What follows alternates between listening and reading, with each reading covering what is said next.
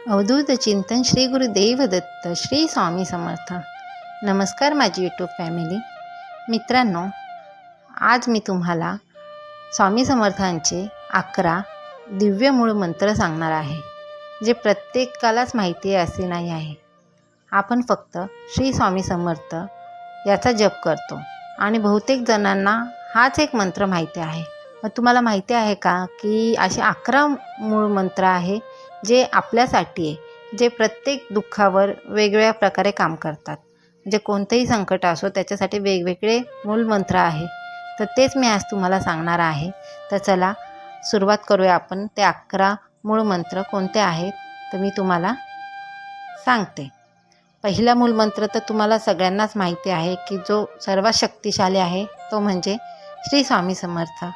हा जप करायला कोणताच वेळेचे बंधन नाही आहे, कुठेही करू शकतात तुम्ही. दुसरा जो मंत्र आहे तो शक्तिपात मंत्र आहे, ओम श्री स्वामी समर्थाय नमः. तिसरा जो मंत्र आहे तो संकट निवारण्यासाठी मंत्र आहे, ओम स्वामी समर्थ माझ्या पाठीशी रहा. कृपा प्राप्ती मंत्र आहे जो चौथा आहे, ओम ह्रीं श्रीं स्वामी समर्थ दत्तावताराय नमः.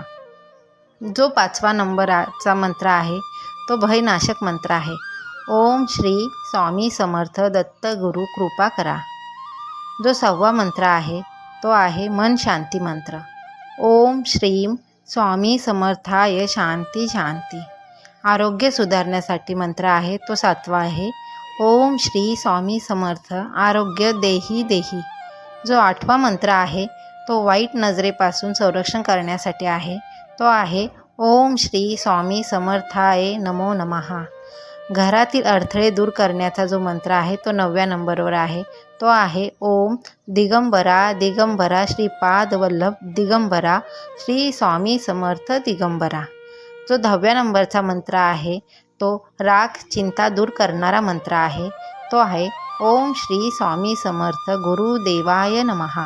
आणि जो 11 नंबरचा मंत्र आहे तो सर्व इच्छा पूर्ण करण्यासाठी इष्ट मंत्र आहे, तो आहे ओम दत्तात्रय स्वामी समर्थाय नमः.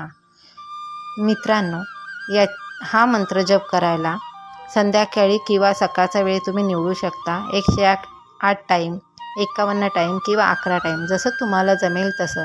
याच्यासाठी कोणत्याही प्रकारचा दिवा वगैरे लावण्याची गरज नाही आहे. तुम्ही कुठेही असाल तिथे हा मंत्र मनातल्या मनात तुम्ही जप केला तरी चालेल. कोणत्या प्रकारचं संकट तुमच्यावर आहे, कोणत्या प्रकारामध्ये तुम्ही हा मंत्र जप करताय त्याच्यावर डिपेंड आहे सगळं. पण 100% तुम्हाला 1001% तुम्हाला त्याचा अनुभव येईल. आणि खरोखर तुम्ही एकदा करून बघा या 11 मंत्रांपैकी एक मंत्र, आणि मला कमेंटमध्ये नक्की सांगा की खरोखर फायदा होतो की नाही याचा. श्री स्वामी समर्थ.